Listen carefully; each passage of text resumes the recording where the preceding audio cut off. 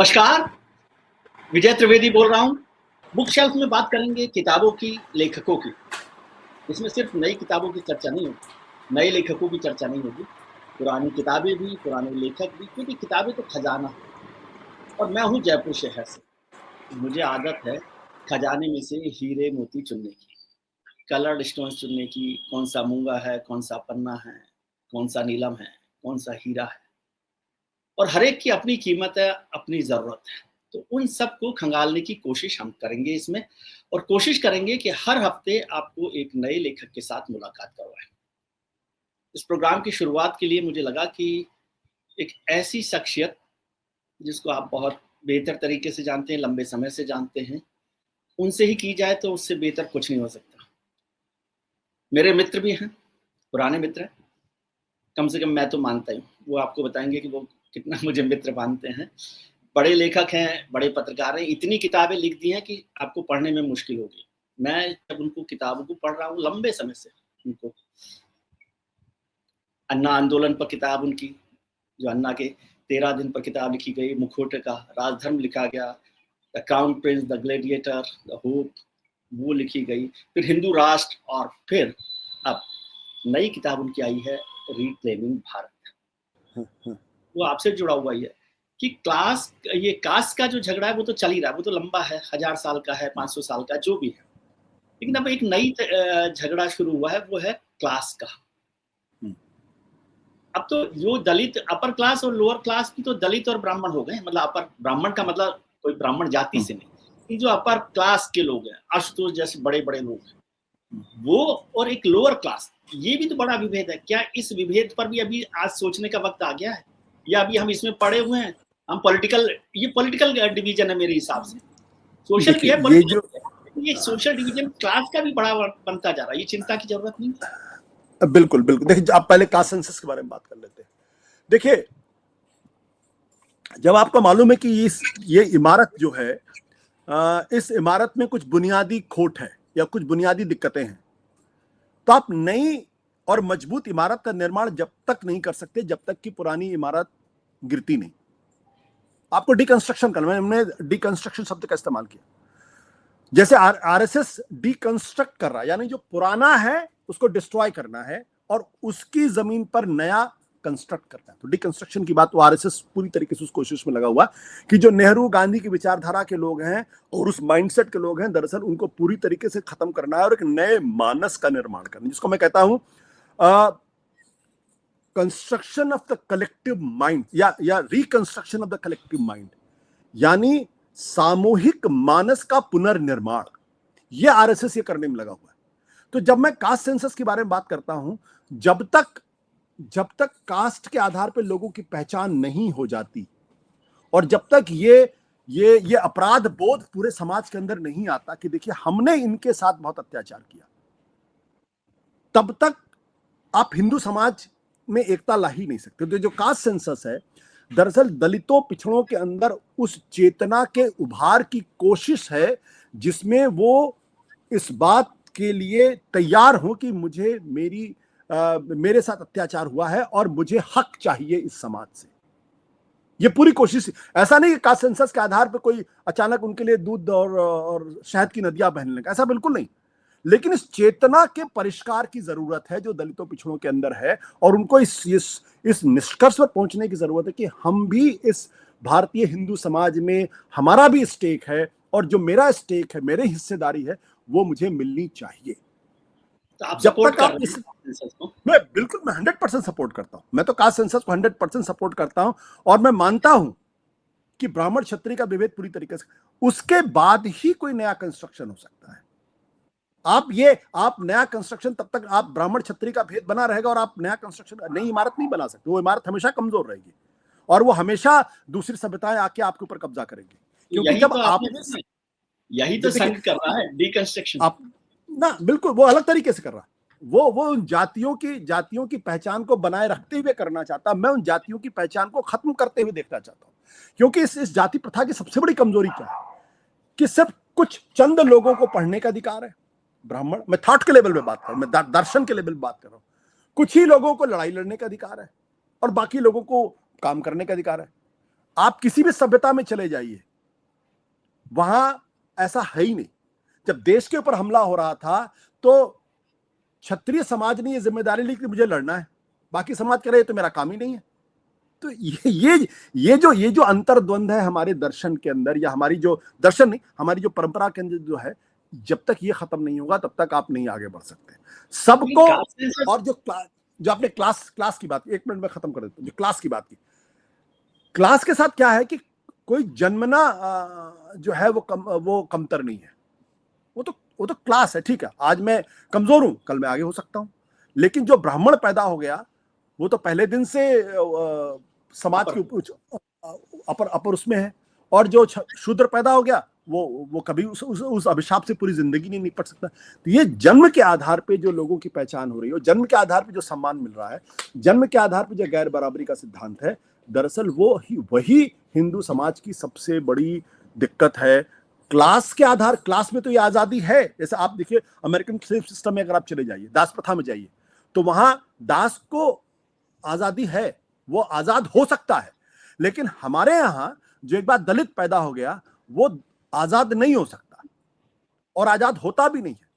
वो जिंदगी भर शूद्र ही रहता है या जिंदगी भर दलित रहता है। ये फर्क, इसलिए मैं कहता हूं कि क्लास डिवीजन तो हमेशा रहेगा, देखिए वो कभी आप खत्म नहीं कर सकते। लेकिन जो तकलीफ की बात है वो जन्म के आधार पे जब आप मेरा मूल्यांकन करते हैं और मुझे कमतर आंकते हो, मेरे साथ पशुवत जैसा व्यवहार होता है, तो शायद दिक्कत। और हम इस बात को इसलिए नहीं समझ पाते क्योंकि ना आप दलित समाज में पैदा हुए, ना मैं दलित समाज में पैदा। मैं इस तकलीफ को और इस सच्चाई को मानता हूं, और मैं खुद कास्ट सेंसस का सपोर्ट में। लेकिन अक्सर क्या होता है आशुतोष जी, हम लोग बहुत कंफर्ट जोन में रहते हैं। कंफर्ट का मतलब अपने हिसाब से।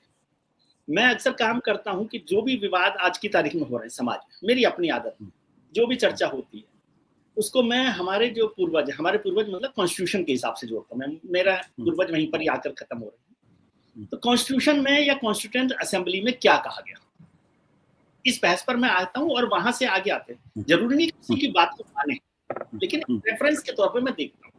तो कास्ट सेंसस को लेकर कॉन्स्टिट्यूएंट असेंबली में बहस हो रही है, तो वहां पर जो हमारे विद्वान हैं, जो हमारे पूर्वज हैं, जिन्होंने संविधान बनाया, वो उसके साथ नहीं जाते। वो अंबेडकर भी नहीं जाते, वो नेहरू भी नहीं जाते, वो सरदार पटेल भी नहीं जाते, और तमाम लोग हैं। मैंने पूरा उस कॉन्स्टिट्यूएंट असेंबली की डिबेट को पढ़ा, और यही वजह है कि 1950-51 में जब जनगणना होती है, तो हम 41 की जनगणना से आगे नहीं बढ़ते और कास्ट सेंसस को नहीं करते। 1941 में भी हुई थी, लोग चर्चा करते हैं 1931 की, लेकिन 1941 में भी कास्ट सेंसस हुआ था। वो उस समय माहौल बदल गया, तो वो सब बातें खत्म हुई, तो कास्ट सेंसस पर नहीं गए।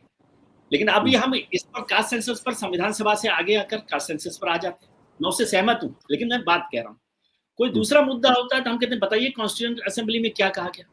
तो क्या ये हमारा कंफर्ट जोन या बेईमानी नहीं है हमारी? देखो, मैं उसको बेईमानी के संदर्भ में नहीं देखता। गांधी और अंबेडकर को जब आप पढ़ते हैं तो गांधी और अंबेडकर के बीच का जो जो जो द्वंद्व है उसको हमें समझने की जरूरत है। गांधी ने हमेशा दलितों के लिए काम किया और हमेशा वो दलित उद्धार के बारे में बात करते थे, लेकिन वो जो सोच थी, उस सोच में उस दलित पीड़ा की हिस्सेदारी नहीं थी। जो मैंने कहा ना कि दलित समाज में पैदा होना और उस पीड़ा, उस ट्रॉमा को महसूस करना, ये अपर कास्ट के लिए नेक्स्ट टू इम्पॉसिबल, क्योंकि वो उस पीड़ा को महसूस ही नहीं करता। तो गांधी लगातार दलितों के बारे में बातचीत कर रहे हैं, लगातार दलितों के उद्धार के बारे में बातचीत कर रहे हैं, और ये चाहते थे कि ये खत्म हो जाए, लेकिन उसके बावजूद उस पीड़ा को वो नहीं महसूस कर सकते थे जिस पीड़ा को बाबा साहब अम्बेडकर ने महसूस किया था। गांधी जी उस पीड़ा को जरूर महसूस कर सकते हैं जब वो साउथ अफ्रीका में उतरते हैं और उनके साथ मारपिटाई की जाती है और लगभग उनकी जान चली जाती है। हाँ, लेकिन बाबा साहब अम्बेडकर के अंदर जो पीड़ा थी कि वो बड़ौदा के राजा के यहाँ गए, डिफेंस सेक्रेटरी थे, लेकिन उनका चपरासी जब उनको चाबी देता था तो ऊपर से ऐसे गिराता था कहीं टच ना हो जाए, और उनको बड़ौदा शहर में कहीं रहने के लिए घर नहीं मिला। उनको शहर के एक कोने में जाके उनको अपना नाम और धर्म बदल के रखना पड़ा, और जब लोगों को 15 दिन बाद पता चला तो उनको घर में घुस के उनका सारा सामान उठा के बाहर फेंक देते हैं, और वो रात भर सड़क के किनारे बैठ के बाबा साहब अम्बेडकर रोते हैं। ये क्यों था? वो पीड़ा ठीक है, लेकिन मैं कह रहा हूँ अम्बेडकर भी एनिहिलेशन ऑफ कास्ट की बात करते हैं।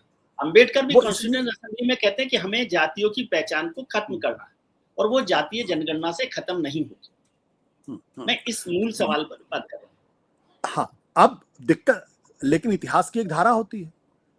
हमने जब ये देखा कि 1900 जो दलितों पिछड़ों ने ये देखा कि 1900 भारत में संविधान लागू होने के बाद भी सिस्टमेटिक तरीके से उनको ऊपर नहीं आने दिया जा रहा, या उनको सामाजिक न्याय नहीं मिल रहा, या उनके साथ सामाजिक समावेश का बर्ताव नहीं हो रहा है, तो फिर उन्होंने अपने आप को असर्ट करना शुरू किया।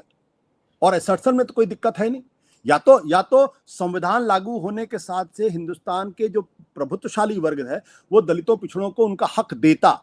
जब आपने वो हक नहीं दिया, वायदे के बाद भी नहीं दिया, तब उन्होंने अपनी रणनीति बदली और उन्होंने स्पष्ट तौर पे कहा अब हम आपसे छीनेंगे। तो मंडल कमीशन आया, तमाम दबाव के बाद मंडल कमीशन तो नहीं लागू हो रहा था, मंडल कमीशन ले लिया। मंडल कमीशन के बाद भी उन्होंने ये देखा कि अभी भी उनकी भागीदारी सत्ता में बिल्कुल नगण्य है, तो उन्होंने कहा सेंसस करिए ना, आइए आइए आइए। एक हिंदुस्तान का जो कटु सत्य है वो समाज के सामने आना चाहिए कि भाई 10%, 14-15% अपर कास्ट हैं, तो वो सत्ता के शीर्ष पर 60% क्यों है? क्या इसलिए कि मेरिट के आधार पे है? नहीं, योग्यता के आधार पे नहीं है, वो जन्म के आधार पे है। आप जन्म के साथ वो तमाम उपलब्धियां हासिल कर लेते हैं जो दलित पिछड़ों को जन्म के साथ नहीं मिलती हैं, और उन उपलब्धियों के आधार पे आप कहते हैं मैं योग्य हूं, तो ये तो नहीं चलेगा ना। तो ये जो पूरी कोशिश है वो इसलिए ये कोशिश चल रही है क्योंकि संविधान बनने के साथ हमने दलितों पिछड़ों को वो अधिकार नहीं दिए, वो सम्मान नहीं दिया जो हमें देना चाहिए था। इसलिए अब वो आगे बढ़कर अपना हिस्सा मांग रहे हैं और कह रहे हैं कि इस कटु सच्चाई को देखिए कि हमारे साथ कितना अत्याचार आप लोगों ने किया है। लाइटर वेन में बात करता हूँ, फिर ये मंडल पर बात करूंगा मैं आपसे कि आपका जो हिंदू राष्ट्र को लेकर, हिंदुत्व को लेकर जो ऑब्सेशन है, तो इस किताब का जो टाइटल है भारत, रिक्लेमिंग भारत, इस किताब का पहला चैप्टर जो है उसका टाइटल है Indian politics and the Hindu right, ठीक है। दूसरी जो किताब आपकी रही वो रही हिंदू राष्ट्र, है ना। और तीसरा एक और शब्द है वो हिंदू राष्ट्र से जुड़ा हुआ नहीं है, वो है राजधर्म, मुखौटे का राजधर्म। हाँ। तो कहीं ये आशुतोष का ऑब्सेशन तो नहीं है हिंदू राष्ट्र, भले ही उसकी नाराजगी जो होती है, एक नाराजगी भी कई बार ऑब्सेशन होता है। ये दाग अच्छे हैं।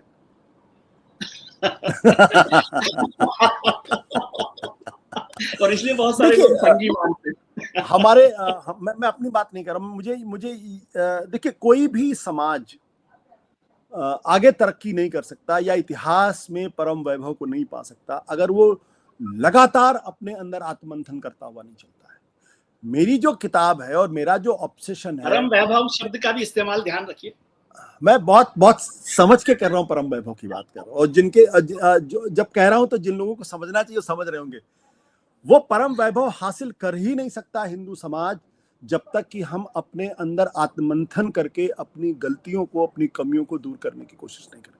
और इसलिए मैं कहता हूं हिंदू समाज में एक बहुत बड़ी क्रांति की जरूरत है। मैं रिफॉर्म के बारे में बात नहीं कर रहा हूं, मैं बहुत बड़ी क्रांति की बात कर रहा हूं। नहीं तो हिंदू समाज को एक बहुत बड़े तूफान से होकर गुजरना पड़ेगा। अगर वो क्रांति नहीं करेगा, अगर अपने अंदर बदलाव लेकर नहीं आएगा, तो उसको बहुत बड़े तूफान का सामना करना पड़ेगा, जिस तूफान की तरफ बाबा साहब अम्बेडकर ने अपनी किताबों में उसका जिक्र किया, एनाहिलेशन ऑफ कास्ट। मैं उन शब्दों का इस्तेमाल नहीं कर सकता क्योंकि मैं बाबा साहब अम्बेडकर नहीं हूं, और शायद अगर आज करूंगा तो जेल चला जाऊंगा, न जाने कितने लोगों की भावनाएं आहत हो जाएंगी। लेकिन बाबा साहब अम्बेडकर की ये किताब annihilation of caste and riddles of Hindu, ये उस तूफान की ओर इशारा कर रहे हैं। क्योंकि हिंदुस्तान का ये किसी समाज में संभव नहीं कि 70% जो समाज है, और अगर आप उसमें अल्पसंख्यकों को भी जोड़ दें तो तकरीबन 85% समाज हो जाता है, कि 85% समाज को आप दरकिनार करके आप एक राष्ट्र का निर्माण कर लें। वो संभव ही नहीं है, वो कहीं संभव नहीं। इस राष्ट्र की परिभाषा में, हिंदू राष्ट्र में, जब तक दलित, पिछड़े और अल्पसंख्यक मुसलमान, क्रिश्चियंस की भागीदारी नहीं होगी, तब तक हिंदू राष्ट्र बन ही नहीं सकता। इसीलिए मैं मोहन भागवत के इस कल्पना का मैं स्वागत करता हूं जब वो कहते हैं बिना मुसलमान के हिंदुत्व अधूरा है। लेकिन ये बात उन्हें मुझे समझाने की जरूरत नहीं है, ये बात उन्हें समझाने की जरूरत है जो दरअसल उनको फॉलो करते हैं और वो उनकी बात को नहीं समझना चाहते। तो मैं फिर कह देता हूं कि अगर इसलिए मेरा जो आपने हिंदू राष्ट्र के बारे में बातचीत की या मुखौटे का राजधर्म के बारे में बातचीत करती, मेरा इसमें बहुत ही बुनियादी मतभेद है। मैं मानता हूं कि अटल बिहारी वाजपेयी को जो लोग लिबरल कहते हैं, लाल कृष्ण आडवाणी को लिबरल कहते हैं, दरअसल ना तो लाल कृष्ण आडवाणी को समझते हैं, ना अटल बिहारी वाजपेयी को समझते हैं, ना नरेंद्र मोदी को समझते हैं, ना वो आरएसएस को समझते हैं। विचारधारा का वाहक उस विचारधारा का सारथी होता है, वो वक्त के हिसाब से अपने आप को बदलता हुआ चलता है। इसका मतलब ये नहीं कि अपने रास्ते से भटक गया है, बल्कि वो अपनी विचारधारा को आगे बढ़ाने के लिए उन रास्तों का इस्तेमाल करता है जहां विचारधारा को नुकसान न पहुंचे।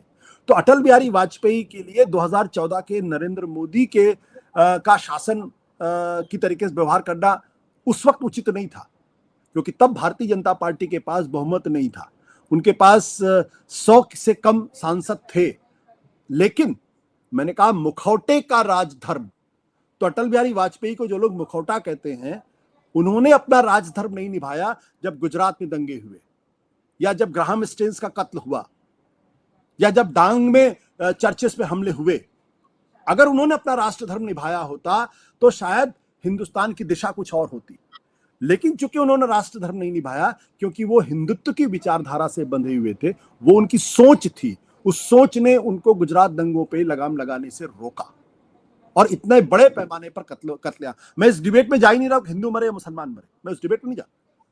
3 दिन तक आपने एक चैप्टर अयोध्या पर पूरा लिखा है, अयोध्या के पॉलिटिकल रेफरेंस को, अयोध्या के इलेक्शन को। आपको लग रहा है कि छोटा छोटा हम बात करते हैं, लंबा समय हो गया, पता नहीं लोग हमारे को इतना देखेंगे इतनी, कि क्या मंडल 3 का वक्त आ गया है? सारी चीजों को मिला लें, खास सेंसस मिला लें, अयोध्या के रिजल्ट को मिला लें, और जो भारतीय जनता पार्टी का ग्राफ नीचे गिरा 303 से 240 पर, सबको मिला लें, तो क्या आपको लगता है कि आप मंडल 3 की तरफ बढ़ रहे हैं? देखिए, इसके 3 बढ़ने रहे, बल्कि मैं मंडल 3 में अब हैं इस वक्त। पहला मंडल क्या था? जब मंडल कमीशन लागू हुआ 27% आरक्षण, वो मंडल पॉलिटिक्स वहां से शुरू होती है, और उस मंडल पॉलिटिक्स ने उत्तर प्रदेश, बिहार जैसे इलाकों में जो वर्चस्ववादी जातियां थी, उनके वर्चस्व को बहुत कम कर दिया। 2014 के बाद जब हिंदुत्ववादी फोर्सेस सत्ता में आई, तो उनको इस बात का एहसास था कि वो मंडल जातियों को इग्नोर करके अपनी पॉलिटिक्स आगे नहीं बढ़ा सकते।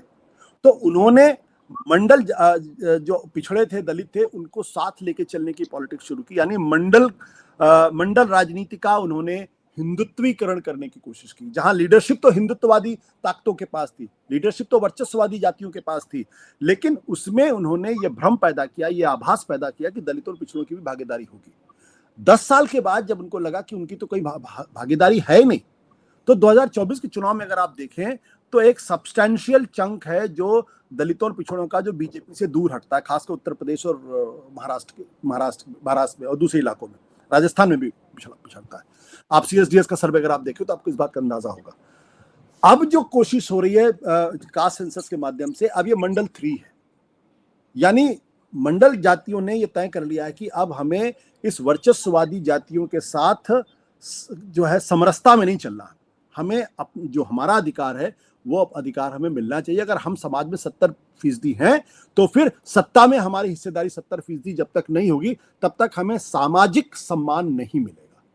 इसलिए ये मंडल थी। तो पहला क्या है? सिर्फ पिछड़ों, दलितों का दबाव, उच्च जातियों का दूर होना सत्ता से। दूसरा, उच्च जातियों ने अपने अंदर बदलाव किया और उन्होंने दलितों पिछड़ों को साथ लेकर चलने की कोशिश की, लेकिन लीडरशिप अभी भी अपर कास्ट के हाथ में था।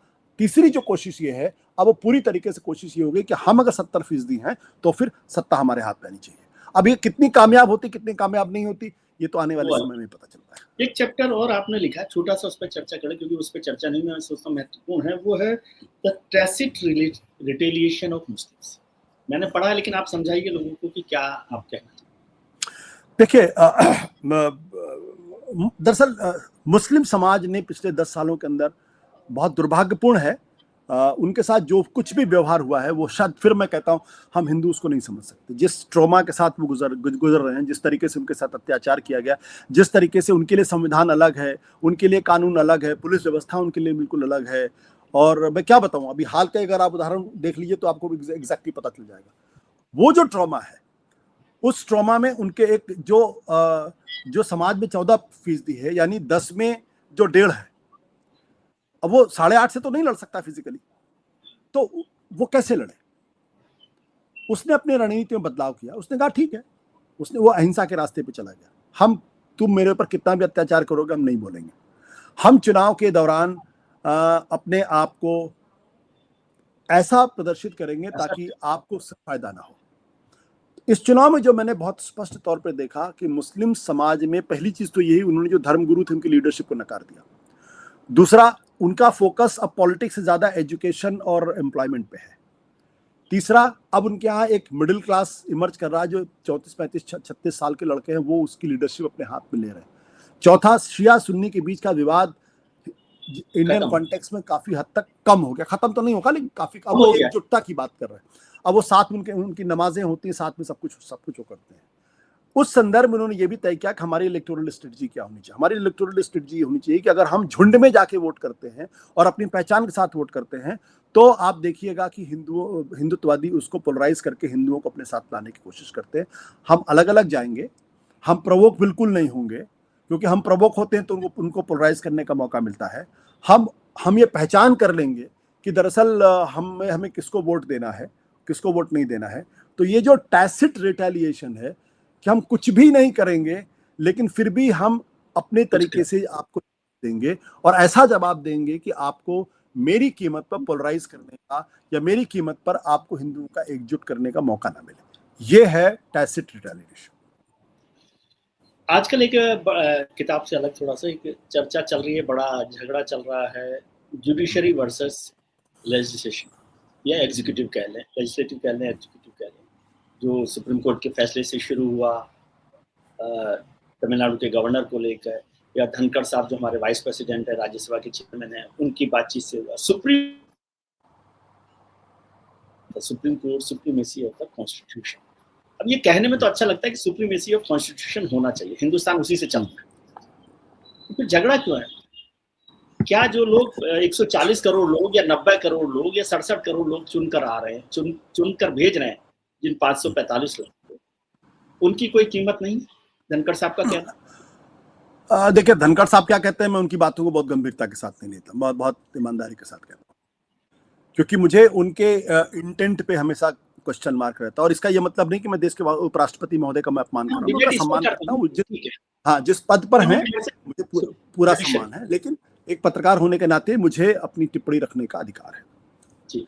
सवाल क्या है, भारत का संविधान क्या कहता है? भारत का संविधान चेक एंड बैलेंस पे है। भारत का संविधान ये मानते हुए भी है कि 140 करोड़ लोग भी गलती कर सकते हैं। वो एक ऐसी सरकार चुन सकते हैं जो सरकार देश के लिए ठीक नहीं हो। तो 140 करोड़ लोगों ने एक लोकसभा चुनी, इस लोकसभा के साथ राज्यसभा की जरूरत क्यों पड़ी? 140 करोड़ लोग एक ऐसी लोकसभा भी चुन सकते हैं जो देश के लिए ठीक नहीं हो। तो संविधान निर्माताओं ने यह सोचा कि नहीं, ऐसी कोई गलती ना हो, इसलिए राज्यसभा चुनी कि एक अंकुश रहेगा। और राज्यसभा लोकसभा दोनों भी गलती कर सकते हैं, इसलिए उन्होंने कहा कि एक और फिल्टर डालना चाहिए, वो है इंडिपेंडेंट जुडिशरी, कि अगर ये संयुक्त रूप से भी गलती कर लें तो भी वो गलती देश के लिए खतरनाक ना हो, इसलिए उन्होंने इंडिपेंडेंट जुडिशरी का इजाद किया। ये चेक एंड बैलेंस है। तो जो लोग ये कहते हैं कि 140 करोड़ लोग गलती की बात को ना माना जाए, वो दरअसल भारत के संविधान को समझते ही नहीं कि भारत का संविधान क्यों इतना महत्वपूर्ण है। वो इसलिए है ताकि कभी किसी भावना में बह के पूरा समाज को ऐसी गलती ना कर बैठे जिसकी वजह से समाज का ही नुकसान हो। इसलिए वहां पे राज्यसभा भी है, इसलिए वहां पे इंडिपेंडेंट जुडिशरी भी है, और उनके अपने अलग अलग कार्य हैं, ये समझना पड़ेगा। और ये अब तक के का जो इतिहास है उसमें सबसे बेहतर व्यवस्था, इससे बेहतर व्यवस्था आगे कोई बन जाए तो बात अलग है। मेरा मानना यह है कि जो लोग इस सवाल को कुरेद के सॉवरेंटी ऑफ पार्लियामेंट की बात करते हैं, दरअसल वो चाहते ही नहीं इस देश के अंदर किसी तरीके से कोई स्वायत्त या स्वतंत्र न्यायपालिका हो, और वो चाहते हैं कि जो ये सॉवरेंटी ऑफ पार्लियामेंट की बात करके वो सॉवरेंटी ऑफ वन इंडिविजुअल को स्थापित कर दे कि वो आदमी जो कहेगा वही सर्वोच्च हो और उस पर किसी तरीके का अंकुश नहीं हो। दुर्भाग्य की बात क्या है कि भारत का जो पार्टी सिस्टम है ये पूरी तरीके से खत्म हो चुका है। हर पार्टी के अंदर एक व्यक्ति ही महत्वपूर्ण है और दूसरा सब बाकी सारे लोग गौड़ हो गए हैं। इस एक वन मैन पार्टी की वजह से ही आज भारत के संविधान, भारत की राजनीति का ये बुरा हाल है। और मैं किसी एक व्यक्ति के बारे में बात नहीं कर रहा, मैं सारी पॉलिटिकल पार्टी के बारे में बात कर रहा हूं। आप आम आदमी पार्टी को उठा के देख लीजिए, आप शिवसेना को उठा के देख लीजिए, आप तृणमूल कांग्रेस को उठा के देख लीजिए, आप नेशनल कॉन्फ्रेंस को उठा के देख लीजिए। सारी पार्टियों में एक ही नेता है, वही सब कुछ तय करता है। कहाँ है डेमोक्रेसी? कोई डेमोक्रेसी नहीं। आपने आम आदमी पार्टी का तो हम कहते जरूर हैं कि 140 करोड़ लोग फैसला कर रहे हैं। फैसला तो दरअसल एक ही आदमी कर रहा जी। वो अगर प्रधानमंत्री के पद पर है और पूरी पार्टी पर अगर उनकी पकड़ है तो वही एक आदमी फैसला करता है और वही एक आदमी कांग्रेस पार्टी में राहुल गांधी तय करते हैं, भारतीय जनता पार्टी में नरेंद्र मोदी तय करते हैं। सब जगह एक ही तरह से है। बिल्कुल। लेकिन आपने आम आदमी पार्टी की चर्चा कर दी तो आपसे समझना चाहता हूँ, क्योंकि लोग समझेंगे कि भाई आशुतोष का आम आदमी पार्टी को लेकर अनुभव क्या रहा। एक तो आपने जो किताब लिखी अन्ना आंदोलन को लेकर, और फिर उसके बाद जो किताब लिखी क्राउन प्रिंस और ग्लैडिएटर और होप, तो उस होप का जो अनुभव आशुतोष को है और उसको छोड़ना, क्या आप ठीक मानते हैं, गलती मानते हैं? आज बहुत समय हो गया, 15 अगस्त 2018, 15 अगस्त भी बहुत देश में महत्वपूर्ण है, तो आशुतोष के लिए महत्वपूर्ण। देखिए, अगर इन चारों किताब को, अगर आप मेरी किताबों को अगर आप उठा के देखेंगे तो उसमें एक निरंतरता है, क्योंकि मौजूदा राजनीतिक सामाजिक परिवेश को आप समझ ही नहीं सकते जब तक कि आप अन्ना के आंदोलन को नहीं समझते। उससे आपको समझने में मदद मिलेगी कि जो कुछ आज हो रहा है वो क्यों हो रहा है, और उसके बीज हमको अन्ना के आंदोलन में मिलते हैं। और मैं खुद मैं सेल्फ क्रिटिसिज्म अपने आप को करता हूं। उस वक्त जिस तरीके से मीडिया ने अन्ना आंदोलन के सामने घुटने टेके वो गलत था, और मैं उसका एक बहुत ही प्रमुख स्तंभ था। आज जब मैं 12 साल के बाद जब मैं उसको देखता हूं तो मुझे लगता है कि मैंने एक पत्रकार होने के नाते बहुत बड़ी गलती की थी। उस वक्त शायद हम लोगों ने जो निष्पक्ष तरीके से उस आंदोलन की जो विवेचना की जानी चाहिए थी, हम उस विवेचना को करने में असमर्थ रहे। आज बिल्कुल उसी तरीके से हो रहा है। सरकार के काम को निष्पक्ष तरीके से विवेचना हो ही नहीं रही है आज। और तब में फर्क ये था कि तब पत्रकार लोग अपनी सोच के हिसाब से अन्ना के आंदोलन के साथ जुड़े थे। आज वो सोच के हिसाब से नहीं, बल्कि दबाव में, डर में वो विवेचना नहीं कर रहे। ये थोड़ा सा बुनियादी फर्क है, और मैं चूंकि दोनों का हिस्सा रहा हूं इसलिए मैं अच्छी तरीके से जानता हूं इस बारे में। ये इसलिए मैंने कहा कि अन्ना के आंदोलन को पढ़ना पड़ेगा तब आप, और अन्ना का आंदोलन 2014 की जिस ग्लैडिएटर किताब का जिक्र करें वो दरअसल 2014 के चुनाव का विश्लेषण है। हिंदू राष्ट्र जो है वो 2014 से 2019 के बीच का जो मोदी का शासन का विश्लेषण है, और जो मौजूदा किताब है रिक्लेमिंग भारत वो 2024 के चुनाव का विश्लेषण है, लेकिन वो आपको पिछले 10 साल का जिक्र करती हुई चलती है। तो अगर आपको मौजूदा भारत को समझना है, बदलाव को समझना है, इन चारों किताबों को एक निरंतरता में देखने की जरूरत है। अब आपने कहा आम आदमी पार्टी, मुझे लगता है कि मुझे भी अब अपने आप को सेल्फ एसेस करने की जरूरत है कि मैंने क्या क्या गलतियां की हैं, और मैं लगातार उस प्रोसेस में हूं जहां पे मुझे लगता है कि मैंने इस आंदोलन को शायद जिस नजरिए से देखना चाहिए था मैं नहीं देख पाया। उसकी जो लीडरशिप थी उसको जिस तरीके से समझने की कोशिश करनी चाहिए मैंने नहीं समझा, और मुझे उस वक्त ये दिखाई नहीं पड़ा कि दरअसल ये आंदोलन उन लोगों के हाथों में था या उन लोगों के हाथों में है जो दरअसल एक बहुत बड़ा कैमोफ्लाज क्रिएट कर रहे थे। और हम जैसे लोगों को जब ये लग रहा था कि शायद क्रांति हो रही है समाज के अंदर, तो शायद वो उस क्रांति का लाभ उठाने की कोशिश में लगे हुए कुछ लोग थे। अभी मैं किसी निष्कर्ष पर नहीं पहुंचा, लेकिन मुझे लगता है कि इन सब चीजों पे चर्चा होती रहनी चाहिए कि क्या कारण है कि अरविंद केजरीवाल और उनकी पूरी टीम आज उस भाषा का इस्तेमाल नहीं करती जिस भाषा के आधार पर उन्होंने अन्ना का आंदोलन खड़ा किया था या आम आदमी पार्टी का निर्माण किया था। क्या कारण है कि इनके लोग 7 स्टार होटल्स में रहने की बात करते हैं जबकि उन दिनों वो 2 कमरे के फ्लैट पर रहने की बात करते थे।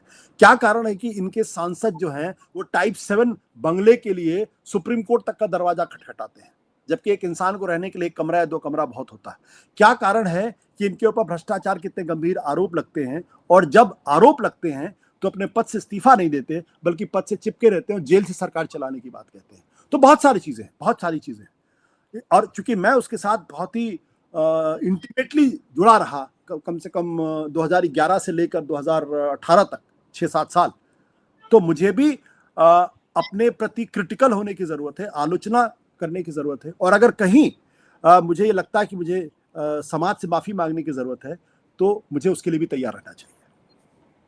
तो जर्नलिस्ट की बात करते हैं कि जर्नलिस्ट आशुतोष पॉलिटिकल उसमें चले जाते हैं, वो तो अलग है। लेकिन आजकल एक नया शब्द हमने कॉइन किया, नया अब तो पुराना हो गया, गोदी मीडिया।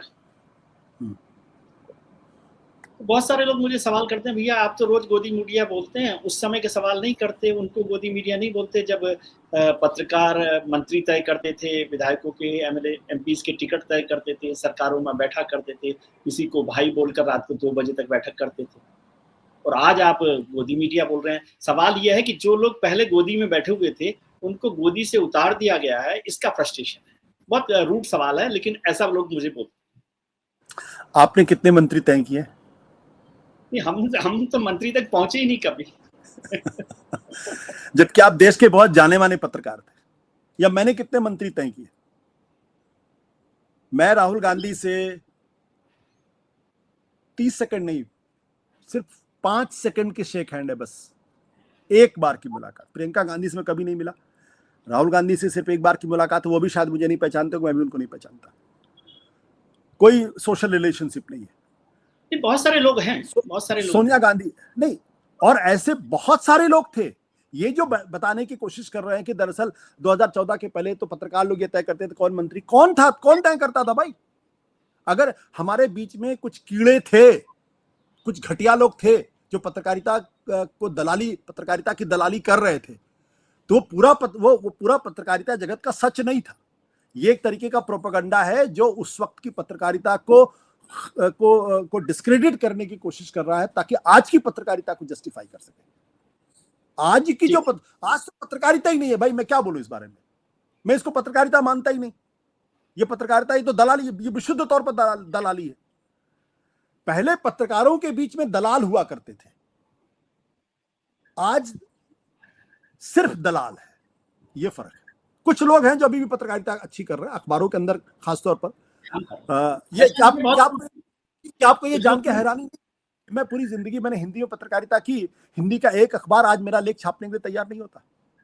अंग्रेजी में अभी भी मेरे कॉलम चल रहे हैं। अंग्रेजी के अंदर यह हिम्मत है, और हिंदी के पत्रकार, हिंदी के संपादकों के अंदर यह हिम्मत नहीं कि वो मेरा लिखा हुआ छाप सके, मेरा कॉलम चला सके। मैंने लंबे समय तक इस देश के बड़े बड़े हिंदी के अखबारों में मेरे कॉलम चलते थे, लेकिन 2014 के बाद सब बंद हो गए। मैं ये कहना चाहता हूं कि कुछ घटिया लोग 2014 के पहले भी थे,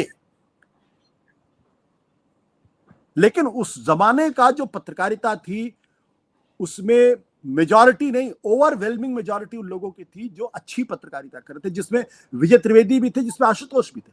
हमारी सोच में फर्क हो सकता है। मैं किसी लालच में जाके मैं आंदोलन के साथ नहीं जुड़ा था। मुझे लग रहा था कि नहीं, भ्रष्टाचार इस देश के अंदर बढ़ रहा है और इसलिए इसके खिलाफ अगर कोई आंदोलन चल रहा है तो हमें उस आंदोलन के साथ खड़े होना चाहिए। यह हमारी सोच थी। दुनिया की कोई ताकत नहीं थी, चाहे अन्ना हजारे हो, चाहे अरविंद केजरीवाल लोग खरीद नहीं सकते थे मुझे, या विजय त्रिवेदी को खरीद नहीं सकते थे। आज तो चारों तरफ सब तरफ बिके हुए लोग दिखाई पड़ते हैं, बिके हुए लोग दिखाई। मुझे प्रधानमंत्री के साथ सेल्फी खिंचाने में दिक्कत नहीं है, लेकिन सेल्फी खिंचाकर गौरवान्वित होने पर मुझे तकलीफ होती है।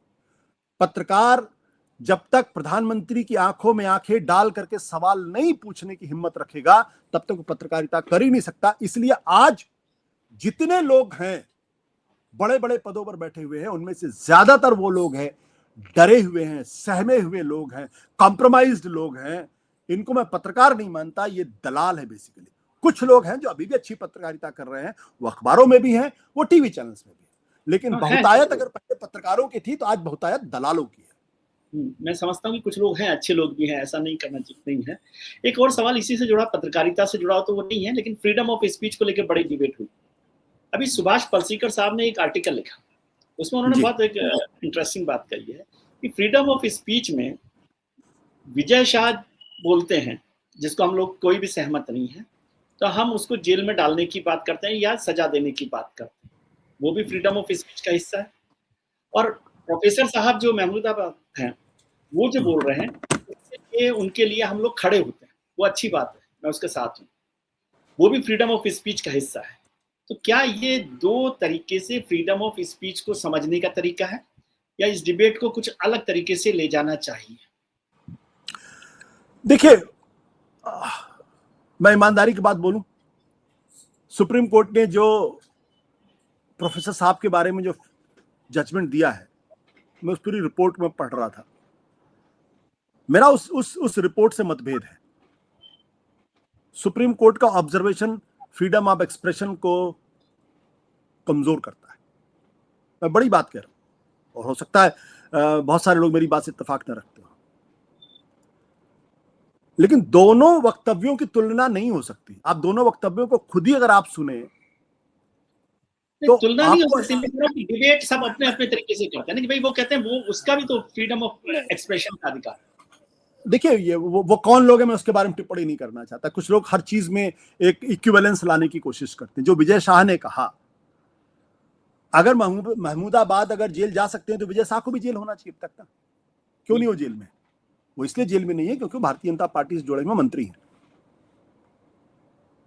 प्रोफेसर महमूदाबाद भारतीय जनता पार्टी से नहीं जुड़े हुए हैं, इसलिए शाम को देर रात एफआईआर होती है और अगली सुबह अरेस्ट कर ले जाते। तो विजय शाह को भी अरेस्ट कर लेना चाहिए। क्यों नहीं अरेस्ट हो रहे? नहीं हो रहे अरेस्ट। दोनों के अगर वक्तव्यों का अगर आप देख लेंगे तो एक आदमी एक इंटेलेक्चुअल तरीके से, एक प्रोफेसर है, वो अपने तरीके से चीजों को दोनों लोगों के सामने रखने की कोशिश कर रहा है। विजय शाह जो बात बोल रहे हैं वो अगर आप खुद ही सुन ले तो मुझे कुछ बताने की जरूरत नहीं कि किस भाषा का इस्तेमाल कर रहे हैं। डिबेट का दूसरे तरीके रेफरेंस में बात कर रहा हूं। मैं ये कह रहा हूं कि जब भारत के उच्चतम सर्वोच्च न्यायालय के पद पर बैठे हुए व्यक्ति जब ये कहते हैं कि संविधान लगने के बाद तो हमने अधिकारों का डिस्ट्रीब्यूशन ऑफ राइट्स तो किया, ड्यूटीज क्या है? एक नागरिक को संविधान से क्या अपेक्षा है? राइट्स का। उसके राइट्स प्रोटेक्टेड रहे, क्योंकि वो सबसे कमजोर इस पूरे सोशल सिस्टम में, पॉलिटिकल सिस्टम में है ही हमारा नागरिक, टू प्रोटेक्ट द राइट्स ना। हाँ, तो सबसे कमजोर तो वही होता है बेचारा। उसको कोई भी आदमी जेल में डाल सकता है। भाई किसी मंत्री पर जेल में डालने के लिए आपको 50 बार सोचना पड़ेगा। प्रधानमंत्री और राष्ट्रपति के बारे में तो आप छोड़। तो अगर संविधान, न्यायपालिका अगर उसके अधिकारों की रक्षा के लिए नहीं आते हैं, और महमूदाबाद का जो सुप्रीम कोर्ट की टिप्पणी है उसमें ये चीज मुझे तकलीफ देती है, कहीं ना कहीं मुझे दिक्कत पैदा करती है कि आप महमूदाबाद के मामले को विजय शाह के मामले से तुलना करते हैं। अरे भाई, उनका वक्तव्य सामने पड़ा हुआ है। उसको 3 आईजी के रैंक के ऑफिसर क्या चेक करेंगे? नहीं, मैं उस पर विजय शाह ये लोग कह रहे हैं, वही कह रहा हूं। विजय शाह ने जो वीडियो दिया वो तो उपलब्ध है ना जी। उसको 3 आदमी क्या इन्वेस्टिगेट करेंगे? अदालत का वक्त क्यों जाया हो रहा? उसको देखिए और उसके बाद बोलिए ये गलत है या सही। एसआईटी की जरूरत नहीं है, एसआईटी की जरूरत। हाँ, एसआईटी की जरूरत है। छूट गया आशुतोष जी के जो होना चाहिए, समझना प्रोग्राम बहुत लंबा हो गया, लेकिन बिना राहुल गांधी की चर्चा के हम इस प्रोग्राम को अधूरा मानेंगे, क्योंकि बहुत महत्वपूर्ण भी हैं, विपक्ष के नेता भी हैं, देश की सबसे बड़ी पार्टी के नेता भी हैं। आप देखते हैं कि ये होप जो शायद आपने केजरीवाल के लिए इस्तेमाल किया था, क्राउन प्रिंस क्या अब होप है? क्यों आप मुझे देखिए, मेरा अपना मानना यह है कि राहुल गांधी का जो हार्ट है वो राइट प्लेस पे है। उस राइट के संदर्भ में मैं बात नहीं कर रहा हूं जिसमें आप ले जाना चाहते हैं। एंड वो आज की तारीख में देश के तमाम राजनेताओं में और तमाम इंटेलेक्चुअल्स में शायद इक्के दुक्के लोगों में से हैं जो दरअसल आरएसएस को सबसे तरीके से समझ रहे हैं। वो इस बात को समझ रहे हैं कि आरएसएस लड़ाई मोदी से नहीं बल्कि आरएसएस से है, और आरएसएस में भी हिंदुत्व से उनकी लड़ाई है। और जब तक आप हिंदुत्व को पराजित नहीं करेंगे, आरएसएस की विचारधारा को पराजित नहीं करेंगे, तब तक आप आरएसएस से लड़ ही नहीं सकते, तब तक हम नरेंद्र मोदी से नहीं लड़ सकते। और वो इस बात को भी समझ रहे हैं कि दरअसल उनसे लड़ने के लिए आपको हिंदुत्व के समानांतर एक नई विचारधारा को स्थापित करना, एक विचारधारा को मजबूती से स्थापित करना पड़ेगा। इसलिए अगर आप पिछले दिनों देखो, शुरुआत में बहुत कंफ्यूजन था, मुसलमानों के सवाल पे बोलना है या नहीं बोलना, दलितों के सवाल पे बोलना है या नहीं बोलना है, संविधान के मसले बोलना है या नहीं बोलना। अब वो क्लैरिटी आ गई है। और अगर आप, राहुल गांधी ने जिस मजबूती के साथ कास्ट सेंसस की बात की है, वो इस निष्कर्ष पर पहुंच गए हैं कि आपको इस देश के अंदर 70 से 80% की पॉलिटिक्स करनी पड़ेगी और उनके लिए एक वैचारिक आधार देना पड़ेगा। तो वो एक तरफ वो सेकुलरिज्म की बात करते हैं, और इस सेकुलरिज्म और पहले के सेकुलरिज्म में फर्क ये कि पहले का जो सेकुलरिज्म था उसमें कहीं ना कहीं जवाहरलाल नेहरू के बाद से धर्म का नकार आ गया था। वो उस धर्म के नकार को अलग करते हैं, वो अब धर्म के साथ इंगेजमेंट की बात करते हैं। इसीलिए राहुल गांधी एक मंदिर से दूसरे मंदिर, दूसरे से तीसरे मंदिर, चौथे मंदिर, या संसद के अंदर शिव की बात करते हैं और गीता की बात करते हैं या वेद के बारे में बात करते हैं। तो वो इस सेकुलरिज्म में का ये अलग तरीके का सेकुलरिज्म है। उस सेकुलरिज्म के साथ वो सोशल जस्टिस या सामाजिक न्याय को जोड़ने की कोशिश करते हैं और साथ ही साथ उसको वे संविधानवाद में भी को ले आते हैं। तो तीन चीजें हो गई इस जो पैरेलल विचारधारा खड़ा करने की कोशिश कर रहे हैं। Secularism with engagement with religion एक, social justice and caste system, caste census दो, और कॉन्स्टिट्यूशनलिज्म एंड दलित राइट्स, ये तीन उनके पिलर है। अगर आप इन तीनों को जोड़ दें तो भारत की 86% आबादी की बात वो कर रहे हैं। अब वैचारिक आधार तो बनाने की कोशिश कर रहे हैं, लेकिन क्या सामाजिक आधार इससे जुड़ पाएगा? क्योंकि जब तक वो सामाजिक आधार नहीं जुड़ता है तब तक आपकी लड़ाई कमजोर रहती है। भाई, अब हिंदुत्व की जिस विचारधारा को 1925 से लेकर आरएसएस आगे बढ़ रहा था और 100 साल बाद भी वो सिर्फ 36% लोगों को कन्विंस कर पाया है, तो फिर ये कह देना कि अचानक राहुल गांधी उठेंगे और सामाजिक न्याय की बात करेंगे, सेकुलरिज्म की बात करेंगे, संविधानवाद की बात करेंगे, अम्बेडकरवाद की बात करेंगे और सारा समाज उनके इर्द गिर्द इकट्ठा हो जाएगा और फिर वो सत्ता बदल देंगे, ऐसा होने वाला नहीं है। लेकिन एक क्लैरिटी दिमाग में आ गई है कि अब कांग्रेस और विपक्ष की राजनीति को हिंदुत्व के समानांतर कैसे आगे लेकर चलना है।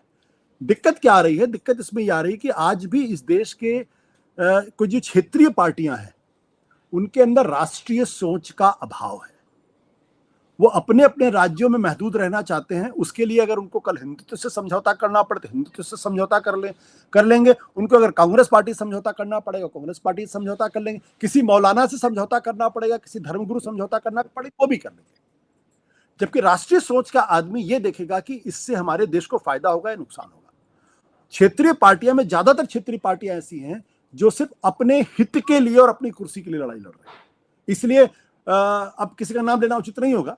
क्या कारण है कि आप अचानक चुनाव के दौरान बोल देते हैं कि नहीं, कांग्रेस पार्टी को तो 40 से भी कम सीटें मिलेंगी? क्यों आप ये बोलते हैं इस तरीके की बातें? या कांग्रेस के नेता खड़े होकर कुछ उल्टी पुल्टी बातें नरेंद्र मोदी के बारे में कहते, क्यों कहना? भाई, हमारे देश के प्रधानमंत्री, हमको पसंद करें ना पसंद करें, ये अलग मसला है।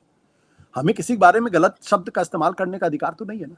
तो इसलिए राहुल गांधी का मूल्यांकन, जैसे मनमोहन सिंह ने कहा था कि history will be kind to him, Rahul Gandhi का मूल्यांकन आज के दौर में बहुत बेहतर तरीके से होगा। ये मेरी सोच है। और मुझे लगता है कि आज जिस तरीके से लोग उनको डिस्क्रेडिट करने की कोशिश करते हैं, उनको गाली गलौज करने की कोशिश करते हैं, वो शायद सही तरीका नहीं है। मनमोहन सिंह की तरीके से ही जब उनकी मृत्यु के बाद समाज ने अपने अंदर आत्ममंथन किया और अपनी गलती का एहसास हुआ, वैसी ही गलती राहुल गांधी को लेकर भी होगी।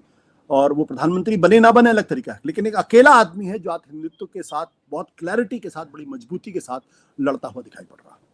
आखिरी सवाल आशुतोष से जुड़ा हुआ है कि आपको तो माँ गंगा ने बुलाया नहीं, आप गंगा की गोद में पैदा हुए, ठीक है। तो प्रयागराज में जहाँ आनंद भवन भी है, नेहरू भी है, वहाँ पढ़ाई की, लिखाई की, समझे, और फिर फाइनली टुकड़े टुकड़े गैंग, जेएनयू में पूरा काम किया और पत्रकारिता। आज क्या देख रहे हैं? क्या ये तीनों का मिश्रण आशुतोष को देखते हैं, या जो आपने कहा कि जीवन में बदलाव हो रहा है, कहीं से कोई तकलीफ है, गंगा की गोद में पैदा होने वाला, जेएनयू में पढ़ाई करके और फिर राजनीति के घाट पर पानी पीकर सब कुछ कर लिया? मुझे इस बारे में गर्व है कि मैंने जवाहरलाल नेहरू विश्वविद्यालय में पढ़ाई की है, और ये ऐसे बहुत सारे लोगों का दुर्भाग्य है जो जेएनयू में जाके नहीं पढ़ पाए। जेएनयू अपने आप में एक अलग तरीके की सोच है, और ये देश का दुर्भाग्य है कि उसको डिस्क्रेडिट करने की कोशिश की जा रही है। मैंने एक आरएसएस के व्यक्ति थे, मैंने उनसे एक दिन बोला था कि मैं अगर आपकी जगह होता तो मैं जेएनयू को बम लगा के उड़ा देता, लेकिन उसके बाद मैं जेएनयू की उसी जमीन पर पुराने जेएनयू से बेहतर जेएनयू खड़ा करके दिखा देता, क्योंकि आपकी नजर में जेएनयू आपकी विचारधारा का दुश्मन है, इसलिए जाहिर सी बात है आप उसको खत्म करने की कोशिश करेंगे। लेकिन आपकी कामयाबी इसमें होती कि आप जेएनयू, पुराने जेएनयू की जगह एक शानदार ऐसा जेएनयू खड़ा कर देते जिसको देख के दुनिया कहती वाह क्या एकेडमिक इंस्टीट्यूशन आपने क्रिएट किया। आरएसएस की सबसे बड़ी हार यह है कि उसके बाद उसके पास आज की तारीख में पढ़े लिखे लोगों का पूरी तरीके से अकाल है। वो विनाश तो कर सकते हैं लेकिन विकास नहीं कर सकते, इसलिए उनका मूल्यांकन इतिहास में उसी तरीके से होगा। जहां तक आशुतोष की बात है, आशुतोष मटेरियल मैटर ही नहीं करता। इतिहास के दौर में मेरे जैसे लोग का कोई हिस्सेदारी नहीं होती। हाँ ये सच है, मैं गंगा के किनारे पैदा हुआ, मैं गंगा के, और गंगा में न केवल स्नान किया बल्कि गंगा में मैंने आपका महत्व, इसलिए आपके महत्व के लिए एक रेफरेंस मैं बताता हूँ कि रामचरितमानस में आप कितना मानते नहीं, लेकिन रामचरितमानस में जब राम सेतु का निर्माण हो रहा था तो एक गिलहरी जो थी वो अपनी अंजलि में भर के मिट्टी डाल रही थी, है ना। तो लोगों ने बहुत हंसे कि भाई ये क्या है, गिलहरी कमाल कर देगी क्या सेतु बना के। तो गिलहरी से पूछा तुम क्या कमाल कर रहे हो, ऐसा बोले मैं कोई कमाल नहीं कर रही, लेकिन मैं ये एक्सरसाइज इसलिए कर रही हूँ कि किसी दिन ये कहा जाए कि तुम जब अन्याय के खिलाफ लड़ाई हो रही थी तो तुम कहाँ थे। उसने कहा मैं अन्याय के खिलाफ लड़ाई में अपना कंट्रीब्यूशन दिया। ये तो आपकी सोच है, मैं इसके लिए क्या बोलूं, लेकिन हाँ ये बात अच्छी है। देखिए विचारधारा की लड़ाई तो होती रहनी चाहिए, इसमें कोई दो राय नहीं। मुझे तकलीफ तब होती है जब आप विचारधारा के आधार पर आप लोगों को गालियां देना शुरू करते। मैं किसी को गाली नहीं देता, लेकिन हाँ मैंने ये बात बिल्कुल स्पष्ट कर रखी है, अगर आप मुझे गाली दोगे तो मैं छोड़ूंगा भी नहीं।